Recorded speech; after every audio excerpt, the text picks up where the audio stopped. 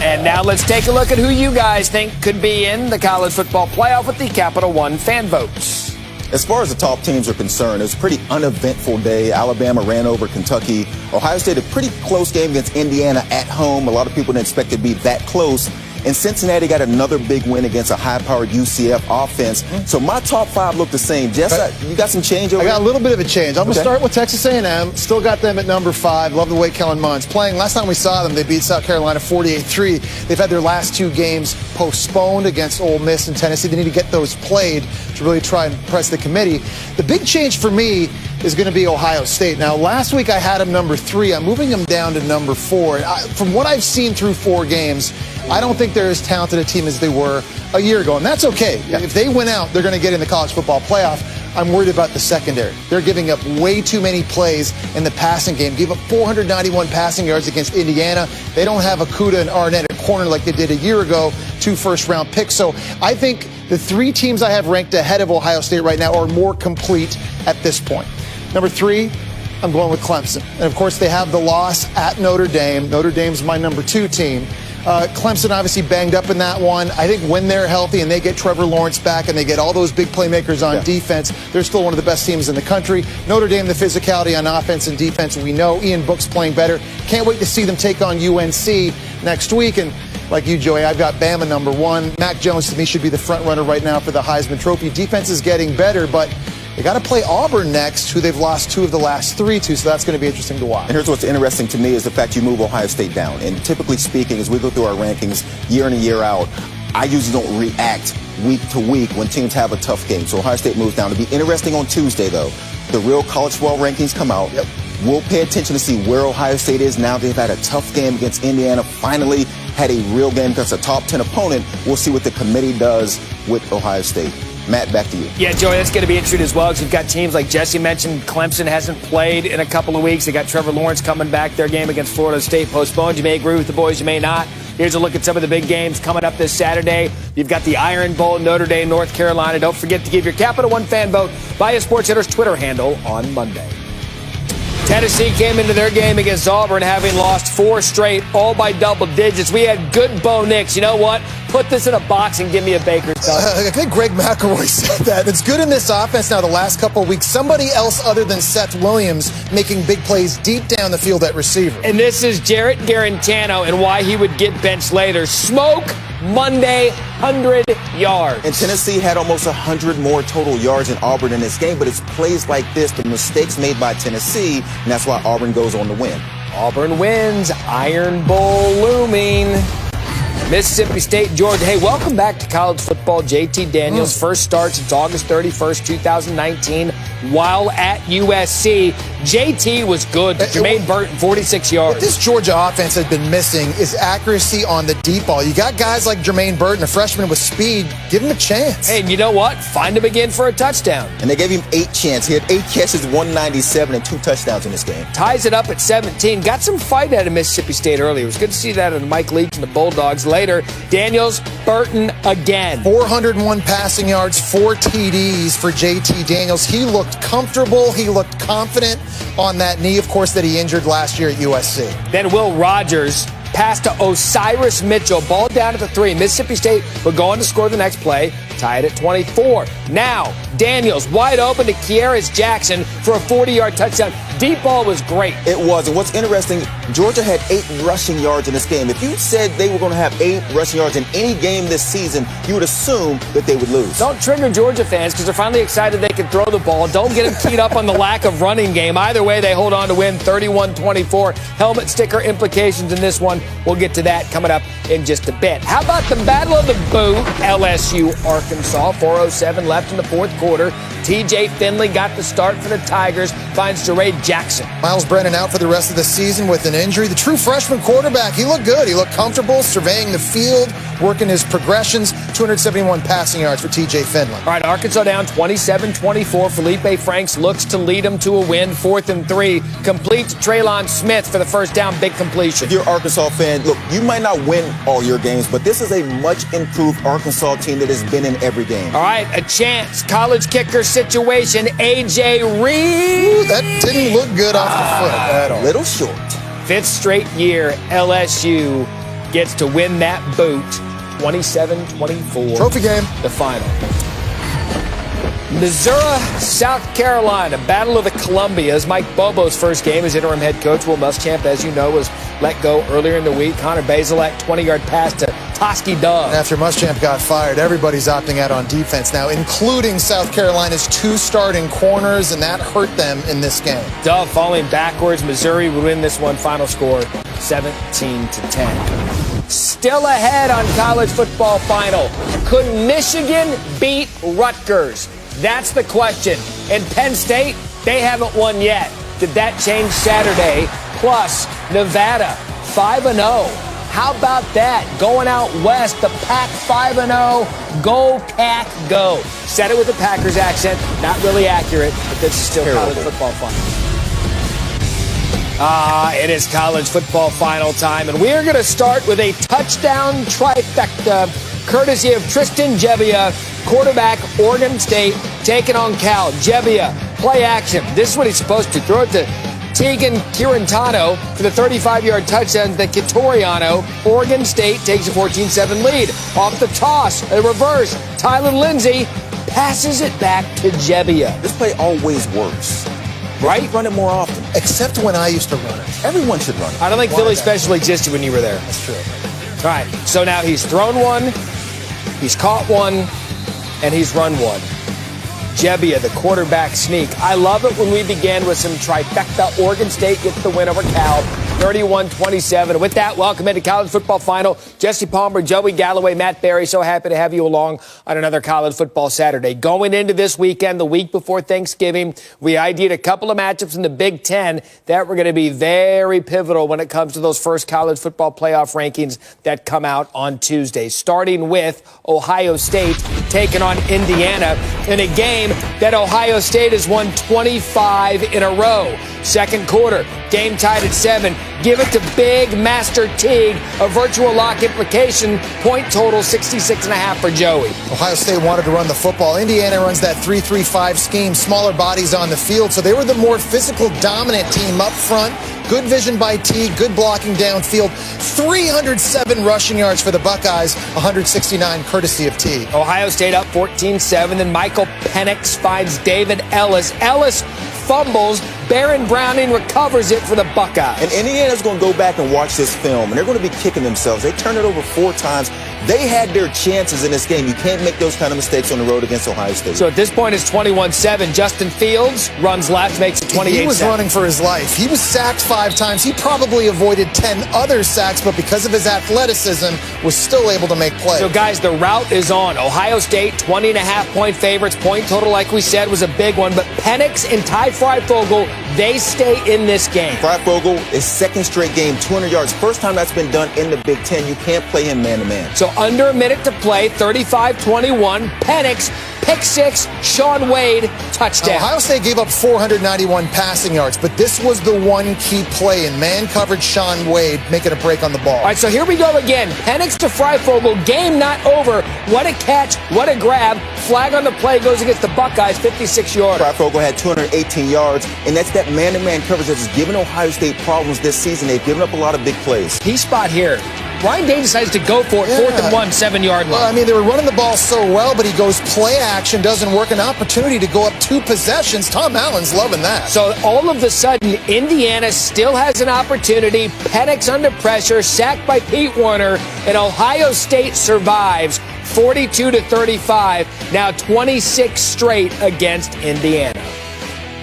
Really excited to be 4-0. Coming off the bye week there, and just looking back on everything we've been through in the last few months, to be 4-0, be first place in the Big Ten East, big deal. This family is stuck together, man. We said going into the game, we just have to figure out a way to win this game.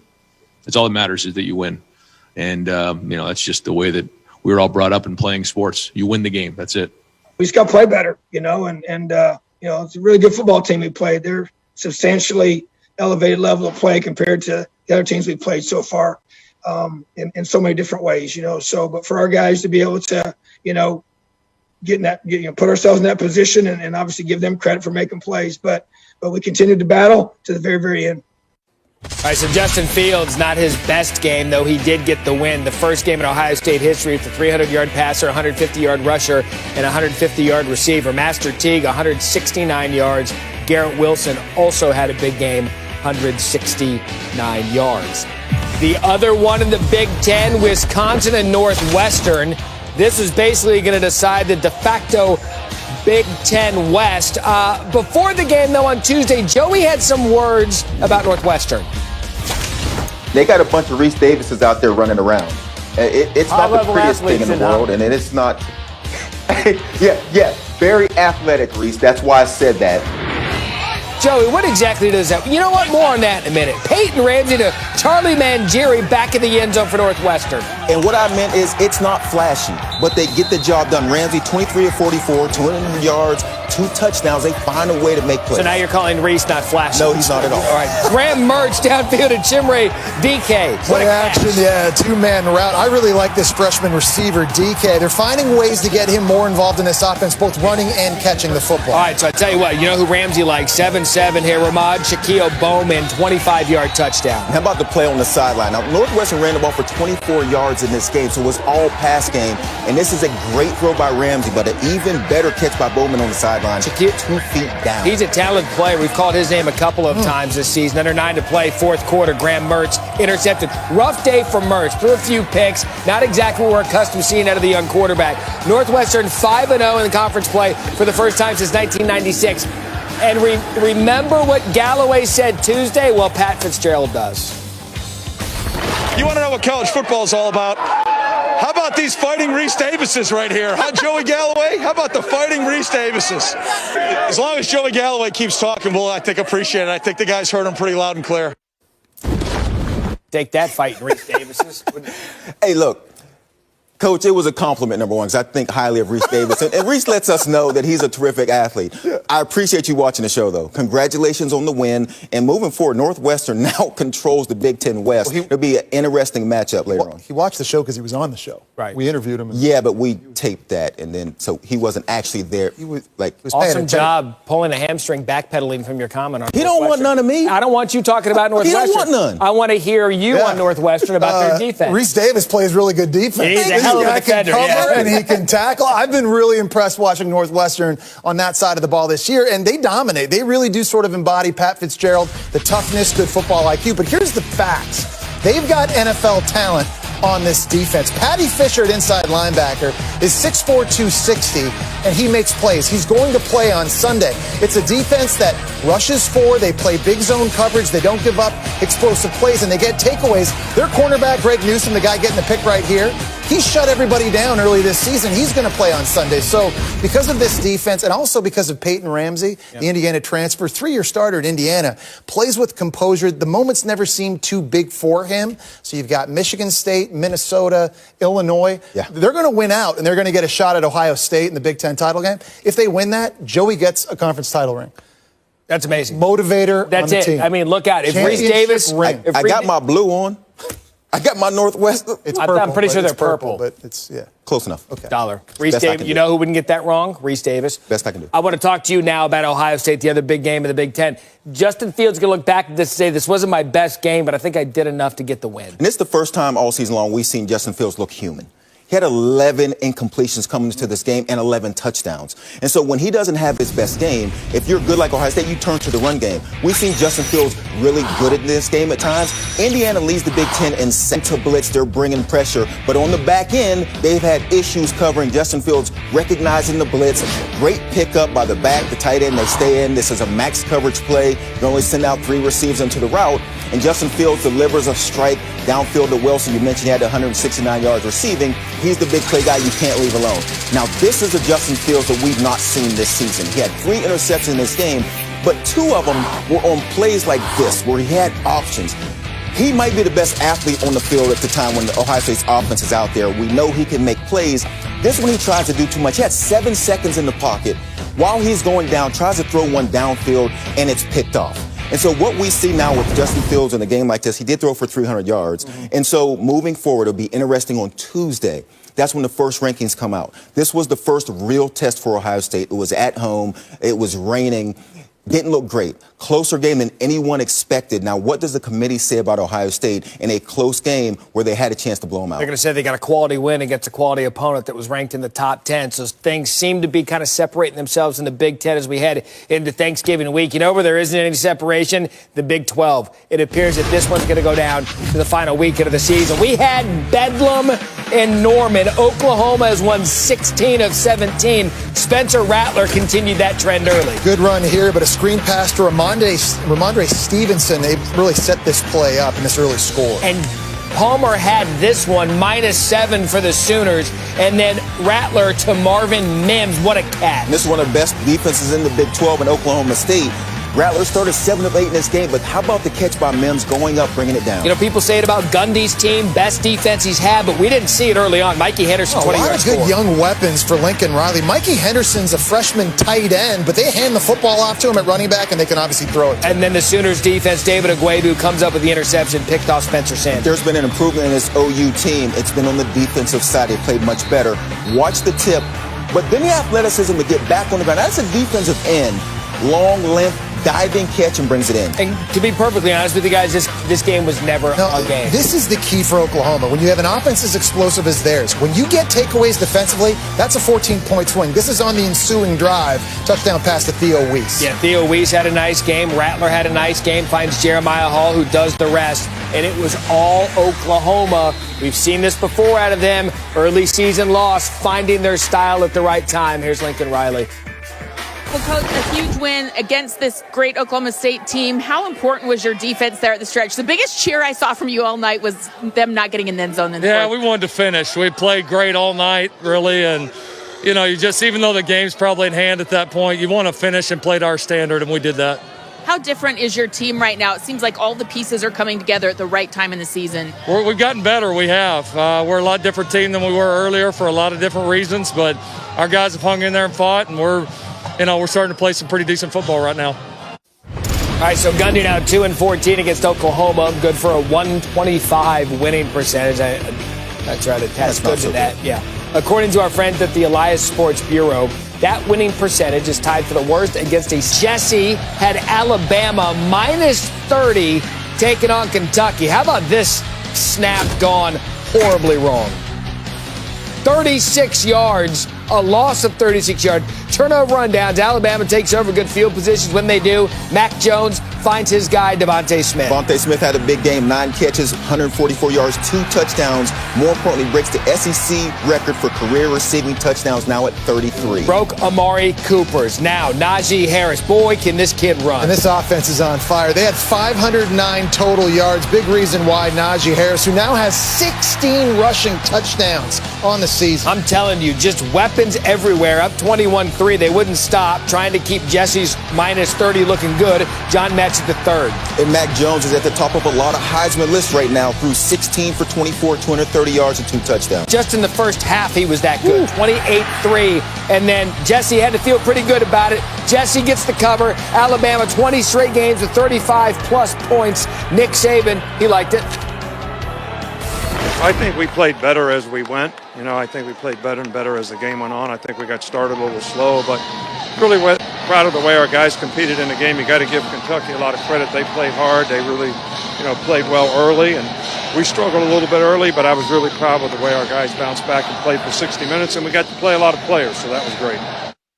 It was a depth game for Alabama. Let's keep it SEC, Florida, and Vanderbilt. Gators have scored 40-plus points in each of their last 3 games. Can Kyle Trask keep it up against Vanderbilt? Finds Kadarius Toney, without a defender, takes the ball into the end. Yeah, no Kyle Pitts again for the Gators offense, but Kadarius Toney's been so good working out of the slot this year. It's too easy when the defender falls down. A little bit of a sleepwalk early on for the Gators. They finally got it going here. Trevon Grimes brings it in for the jump ball. What a catch. And Trask hasn't missed a beat. 30 touchdowns through 7 games. Never been done by SEC quarterback. Guys, watch the heads up here. Just over 5.5 left in the third. Trask has time to run out of trouble. Points downfield to Justin Shorter, 46-yard gain. And I think what you're seeing here after 7.2 seconds to throw the football is guys like Justin Shorter and Xavier Henderson, Keymore Gamble, guys that Dan Mullen has recruited at the receiver tight end position. You mentioned Gamble, 2-yard touchdown here. Florida leads 31-10, just over 7 minutes left. Emory Jones enters the game at quarterback. He gets Gamble inside the 30. Gamble takes it into the end zone. Yeah, and Florida's now gone 8 straight games, scoring 35 points. Their offense looks as good as anyone in the country. Trask, first player in SEC history to throw 30 touchdown passes in his team's first 7 games. He was good again. Something Coach Mullen told us was, you know, he's been on championship teams, and sometimes they came out flat, but they still found a way to win. And, obviously we came out pretty flat. Obviously you want to start a lot faster than that. But at the end of the day, we found a way to win, and that's all that matters. Every chance that we have to play on a Saturday is another opportunity that, it's a blessing just to be out there, to be able to play. And, we really just have to make the most of our opportunities that are given to us. Let's continue the collision course, shall we? Alabama and Florida continue to roll on what could be a collision course for Atlanta SEC championship. They rank 1 and 2 in the SEC in points per game, yards per play, pass yards per game. And according to ESPN's FPI, both teams have a greater than 95% chance to win their respective divisions. Cincinnati taking on UCF. This game always a good one. Also virtual lock implications. -5.5 the number for Galloway coming in. Desmond Ridder, Josh Wiley, touchdown. Yeah, nice play here. Cincinnati, though, was sleepwalking early. They muffed 2 punts, and that gave UCF an early lead. Needed Cincinnati to cover the touchdown. Ridder keeps it himself 19-14 since he goes for 2 and they didn't get it. Yeah, I don't like the call, but they tried it. Now it's 22-17. And then Dylan Gabriel to Marlon Williams for the touchdown. Yeah, it wasn't easy against this Cincinnati defense, though. For Gabriel, only 243 passing yards, way below his season average. All right, so Galloway, you're up 3. Or UCF up 3. Gabriel gets picked off by Derek Forrest inside the 20. And Gabriel had thrown an interception in his last 4 games. It's a big one here for the UC defense. So Ridder gets in for the touchdown. Cincinnati takes a 29-25 lead. So we're thinking, here we go, a little bit of separation. First and goal, 7.5 to play. Ridder finds Leonard Taylor for the touchdown. Desmond Ridder's been so good as of late. His 5th straight game now where he's accounted for at least 4 total touchdowns. All right, so Galloway, you're up 11 again. Your number's -5.5. But here comes UCF. Gabriel to Jalen Robinson. Yes, UCF offense averaging 33 points a game, and they're right at their number. Look at this. They get the 2. Look at this. Yeah, Look at this. You score. They're up by 3. Just score a touchdown and be winning by 11. What are we doing? Not scoring. Playing the analytics game is what they're doing. The analytics book needs to get thrown in the Thanksgiving campfire. Joey, what are you thinking watching this? I'm starting to get nervous. Now, Luke Fickell's a good friend. Well, he was a good friend of mine until the analytics really just took over this game at the end, and then that's on 4th down. All I needed was a field goal. I needed a field goal. Cincinnati's now won 2 straight over UCF after losing 3 in a row. Galloway, it's your birthday, so that's not a good birthday present. It was your birthday this week. I mean, was that like a cry moment for you? I was getting a little nervous, honestly. Emotional. They got the ball back with 4 minutes left. I'm thinking, are they going to score? And then they get a couple first downs. It's looking good. And I don't know what – I would have scored a touchdown to go up by 2 scores at the end. I mean, why not? Were you getting emotional? Were you getting emotional, though? Tears well? I'm still emotional. Okay. You still are? Yes. As much as when you were getting a haircut, say, as a child – and crying. Whoa, look at little Joey. Hey, that was my first ever haircut. So I was going to ask you, are you afraid of the scissors or you didn't want to lose the braids? I mean, that's my first haircut. I got braids. I had an afro. I mean, it looks sweet. Maybe time to grow that was an emotional time, and I can't believe you guys are going to...